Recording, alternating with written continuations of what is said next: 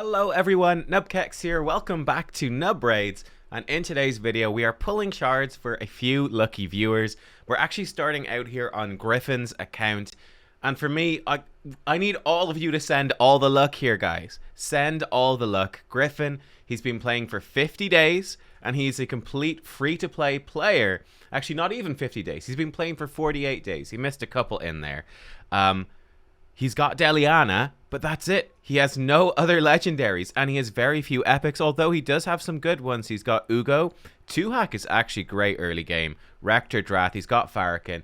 So he's not too badly set up, you know, but, man, at this point of the game, do you guys remember, like, your first couple of months playing, where basically every good epic, any legendary at all, can be not only really useful for your account, but can be a complete game changer.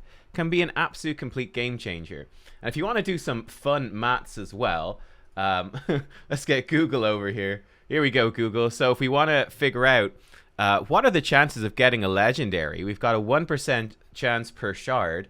So if you want to work it out very quickly, because you were saying, oh, only 53 shards, I'm not expecting it. Well, what are the actual chances? So you take 99 over 100, not like that. You put it in brackets, 99 over 100, and then you do this little up arrow thing, which is the power of. So we basically multiply 99 over 100 by itself 53 times, and then we multiply this by 100, and there you go. That's our percentage not to get it.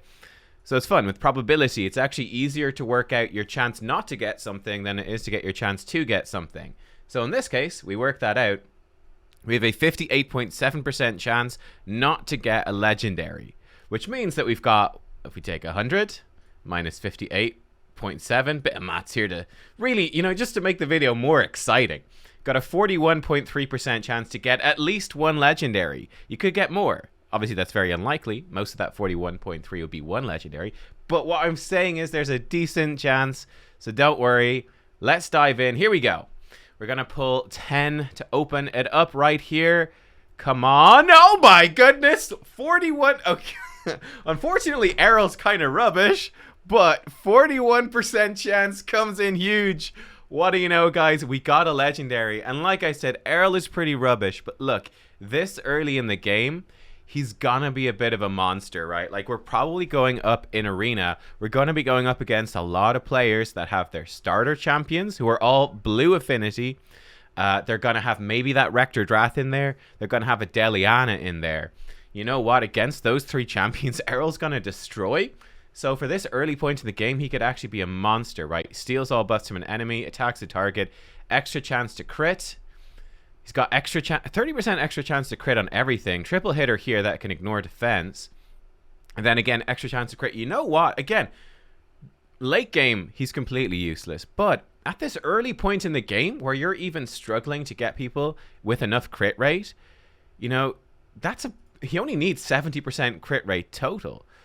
That gives you so much freedom. Nice dungeon aura as well for you. That gives you so much freedom to build this guy. And he's going to be very easy to get into crit damage gauntlets. Whereas, you know, when you got to get a champion to 100% crit rate in crit damage gauntlets, that's really tough. You can do it with this guy at 70%. Or again, if you can't even, at this point, maybe you can't even do crit damage gauntlets, he's still going to do work for you. Yeah, early game, he's going to be handy. That triple hitter, it's going to be useful for Fire Knight. You could use the AI presets. If you have them unlocked, you should, to stop him using this on like wave 2. Save it for your opening move on Fire Knight, get the shield down. He's actually going to be really good for like the magic keep where it puts on buffs. I mean, this is the point in the game where the magic keep is really difficult. He's going to speed farm you, get you those potions because you're going to need to ascend everything. All right, you know what? For an early game legendary, we cannot complain. On the other hand, Masked Fearmonger is just really bad. I don't know if you'd ever use him. Get some turn meter. Okay, it's long cooldown. 4 turns when booked. I've never really looked at this guy because he's just been so bad. He can deplete turn meter if the enemy is feared. If he kills someone, it reduces the cooldown. It's passive, okay. Single target attack with fear can place decreased speed. Does true fear if he on all enemies. No, true fear on 2 enemies if he kills an enemy. 1 true fear will be placing the enemy the lowest turn meter. The other one placing the enemy the highest turn. This guy's so weird, man. Ascended skill. Well used axe. 1 enemy ignores 35% of the target's defense if they're under fear or true fear. Puts block debuffs, increased speed, revive on death for 2 turns to this champion if this attack kills an enemy. So he's all about triggering stuff if you kill an enemy. Honestly, I would not build this guy. Looking at your account, you've got so many good, like you had that Ugo, who's not leveled up yet. There's no way that you level up this guy. You're going to get better stuff. Right, let's keep going. He wants us to pull all the shards. Let's go. We got a legendary in the first pull. Man, I'm hoping we get another one. That would be great. We're apparently, we're paying the rare tax, as it said, after that one. Now, Castigator as a rare is actually really good. He's got a okay chance of provoking his A1. Then he's got heal with equalize, HP equalize. Gives him an extra turn too. Really nifty. He's actually a great champion. He could help you out a bit in Hydra. It's a bit of a provoke for Head of Decay whenever you start getting into Hydra. Just a good healer. I think he's got really good base stats. Slap him in a Guardian set eventually. Not bad. The other ones, I don't know if you need to worry about those early game. Hellfreak can be okay for some stuff. No, actually, Hellfreak's the one that's bad. Never mind. Hellfreak wouldn't even bother. Epic. Okay, Horden. We know that's a dupe. That will build up your faction guardians. I don't know if you had an Apothecary. So Apothecary is actually great. Again, this early in the game. Increased speed and a turn meter boost. He's got a single target heal. And triple hitter A1. This really helps with Fire Knight. He can even be decent for Demon Lord. Yeah, he's really not bad. He's a great champion. One of the best rares in the game. I don't think your Haikatoon was very high level, so I would level up Apothecary instead. I think he's better than Haikatoon overall. Yeah, you've got him early enough that you should be good. I don't think you had him. Really helps with the High Elf faction crypt as well. It's probably going to be the first faction crypt you finish with Deliana in there, Apothecary. Once you get some voids in there, like Reliquary Tender and stuff, it's going to start to fall over pretty quick. You already have a Horden. Greatbeard isn't bad, but I think you can farm him from campaign. He's like AoE freeze. Not great. I wouldn't rush out to build him, but he's okay. And there we go. Right, let's go with some more. And I think we're going to finish with the 3 single pulls. See if we can get something good. Let's go. Greatbeard coming back in again. Another legendary. Look at us go. Woo. Okay. All right, man. He's going to be so happy. He was like telling me in his message this morning. He's like, I only got the 50 shards. Not going to get any legendaries, so that's cool if you get me a nice epic or 2. We're coming in with the 2 clutch legendaries. I love it. And these are really good. Well, Vrask especially is an exceptional epic. We'll come to him in a second. Dropghoul the Gaunt. Again, late game, not amazing, but early game, this guy can do work. He's got a chance of stunning his A1. Goes up to 40% chance, so it's a decent A1. He has increased attack, increased defense for your team for 2 turns on a 5-turn cooldown. That books to a 3-turn cooldown. So a nice buffing move can put block damage on allies with less than 30% HP. Help you stay alive. And then it doesn't even fit on the page. I'm not even sure what this exactly does. Can he scroll? You can't even scroll. It just doesn't fit. It just doesn't fit. Runestone Blessing. But it puts a shield equal to 15% of his max HP and all allies for 3 turns. So it's a decent shield. The nice thing, I don't even know. You know what? Hang on. Go to hellhades.com. Hang on. When the in-game doesn't work. Bloody hell. All right. Drocked. Come on, Hellhades. Saving us when Plarium fails. All right. Bring this over. Let's full screen this thing. You guys can see this, right? Yeah, we can. Okay. So what does this actually do? Here we go. So you can book it down to a 4-turn cooldown. All right. Shield equal to 15% of this champion's max HP. Let's zoom it in on... can we zoom in more so we get a block? Yeah, there we go. Okay. Shield equal to HP and all allies for 3 turns, long shield, and then heals each ally by 15% of this champion's max HP. And again, he's going to have lots of HP. Whenever a shield placed by this skill expires, is removed, or is broken by an enemy attack, allies whose shield buffs are broken will counterattack the enemy that breaks the shield. When the shield is broken, the heal occurs instantly before any remaining damage from the shield breaking attack is taken. It's a great move to keep your team alive. Shield for 3 turns. It's really going to help you out early game when you're doing that Doom Tower against the Scarab boss. The Scarab boss is kind of a nightmare. You know, he counterattacks whenever he has the shield on. Whenever you don't have a shield, the Scarab counterattacks your whole team, and it's a nightmare. This guy's going to protect you from all those Scarab counterattacks and actually make you start counterattacking that Scarab instead, which is nice, and lots of healing. So, again, early game, this guy's actually pretty solid. What do you guys think in the comments in terms of, well, let's pull the rest of the shards here. We have another 10 pull. Actually, no, we got some epics. But you guys can be thinking about this already. Obviously, wait and see what we pull in total here. But we'll check out his legendary books after this, and we'll try to figure out how would you spend your legendary books. Bearing in mind, we're like 4 months off of Sylve the Drakes. We're very far off of Arbiter, I'm sure, as well. So would you spend your legendary books on Eriel or Drokgul, and what would you do? I'm going to have a think about that too, and I'll let you know what I think when we get further. Vrask is amazing, right? Fills his turn meter when he crits. This lightning strike you often simply don't use, but it's this passive. Heals all allies by 10% of this champion's max HP whenever he crits. So you build Vrask with high HP, good speed, and 100% crit rate. He has tons of HP. He's a HP-based champion, and he just keeps spamming that A1, filling his turn meter so he can spam it even more. And every time he does, he heals, he heals, he heals, he heals. He's extremely effective. Really, really great healer just throughout the game. He puts out a lot of healing, and for the Orcs faction especially, he is kind of the key to beating faction wars, to be honest. They have very few healers. They're very squishy. Vrask makes it so much easier. So you're going to be very happy to have Vrask. He's amazing against like Eternal Dragon. Even on floor 120, Doom Tower hard, Vrask is one of the keys to beating it, because Eternal Dragon comes in and he locks you out of your skills. Vrask is like, yo, I don't care. I'm just going to keep A1ing and healing everyone up. He's really good in like a retaliation set, actually, where he gets these extra counterattacks which do more healing. Tarshan, I'm not super familiar with. He's got a 35% when booked to provoke. Pretty not great. I kind of want to see at least 40% on these A1s for it to be even slightly reliable. You know, that's sort of the cutoff point. You'd rather it be 50%. He's got AoE with Weaken on his A2. And then he has increased defense and turn meter fill on his A3. Strengthen on this champion when his HP drops low. It's not great. I mean, this is a rare move, the increased defense and turn meter fill. There is a void rare, Doom Screech in Undead, who does something similar, but it's actually better. He gives you a 30% turn meter fill.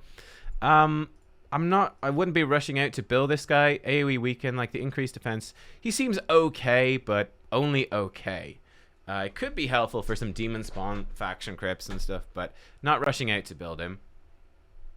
I think this might be our last 10 pull. Oh my god! Oh, oh, well, you just got an S tier, my friend. Oh my. Holy shit. Wow. All right, Alika, look at how many books she needs. Don't build this champion. She's actually not bad, but she needs so many epic books. It's just not worth it. You're going to need to build so many epic champions. I would try to just avoid using her if you can. I just wouldn't use her. Like, yeah, just avoid her. You'll get better stuff.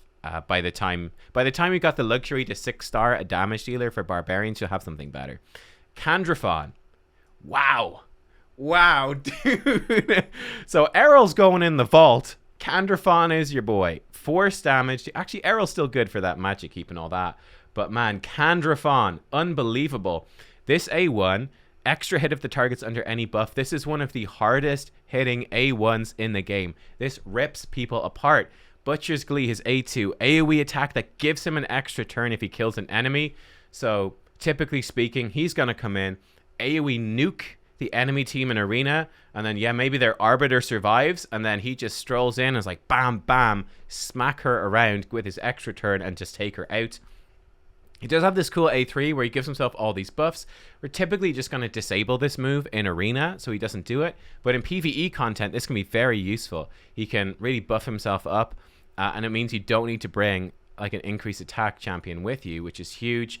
And then it's his passive that makes him exceptional, right? So the active effect has a 3-turn cooldown, gives him a perfect veil for 1 turn whenever an enemy's turn meter is filled, and it cannot be removed. So he will get perfect veil if the enemy team is faster and they do a turn meter fill move, which, like, you know, arbiters or whatever, apothecaries, Haikatune, seekers, all that sort of stuff, they're gonna do it. He gets perfect veil, which gives you just a 15% damage reduction anyway.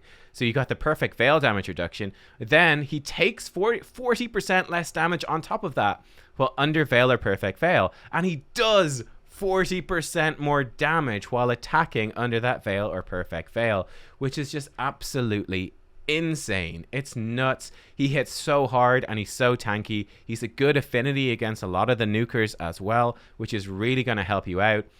So this is just huge. And he can just turn fights around completely. He does have a 33% attack in arena battles, which you can use as well. He's going to be very good with your Rector Drath, right? You've got Rector Drath in there, and she puts out Veil. If Candraphon dies, she can revive him with Veil. It's kind of nuts, to be honest. You want to put in something that will give you an increased attack buff in that team, and you can be in a really solid spot. Even in a go second team, Candraphon, he's the best attack nuker on defense in the game. He is the best attack nuker in arena defense because his passive is so powerful for keeping him alive, and he can just turn the fights around. Oh my goodness, this has been so insane. Let's pull your last 3 shards for good luck here. Oh man. Wow. It's just incredible. I cannot believe it. Just absolutely insane. 3 rares to finish it off, but we can't complain here, guys. We cannot complain. There we go. Just absolutely huge. How are we doing on the books? We only have the 1 legendary skill tome. Okay, we don't have many. Have we been booking Deliana? No, you've been saving them. Cool. So yeah, what would you guys do with the Deliana, Eriel, Dracghoul, Candraphon? You like, this is just disgusting. It's actually disgusting. That is so ridiculous. Oh my god. So I would probably be booking Candraphon just as this sort of nuker. He only needs the 8 books, and he gets a lot more damage from the book, so I would probably book him out. Eriel, how's Eriel gonna work? Eriel's just gonna do less damage unbooked and have less cooldowns. I mean, he loses a lot of damage from being unbooked. I'd go check out a video and see sort of the stuff Eriel can do. Like I said, I think he's somewhat useful for this. Steals 1 random buff. Oh, that gets better when it's ascended, does it? I think it's better when it's ascended. Let's check over here. So Eriel is Sacred Order, actually. He should be in the Banner Knights. Yeah, all buffs. So he needs to be ascended for this. I don't know. Yeah, how would you guys spend these books? I mean, Dracghoul's great as well. Dracghoul's a really good support. I feel like you've got a couple of good supports already, so you don't need to rush out to book him. But like this move especially gets a lot better when it's booked. Having increased attack, increased defense on a 3-turn cooldown is huge. Yeah, this is going to help you so much in Arena. It should help you so much everywhere. I'm really happy. Like coming into Tag Arena, you know, and being able to put in these legend. I mean, we even got a bunch of level 40 people in here, you know. Being able to come in and put these guys in is going to be huge. Apothecary, get him to 50, and he's going to work fine at 50. You don't need to rush to get him to 60. For our Classic Arena, we just have Kale in there. So I guess we're using this sort of team. Yeah, wow. Wow. There we go, guys. The early game turnaround. My goodness. There we go. We got 31 green shards in the bank. I legit think we had 200,000 player power at the start of today's video. Now we're up at 300k. We're first. We are first in Champion Chase. Might got an extra legendary book from this.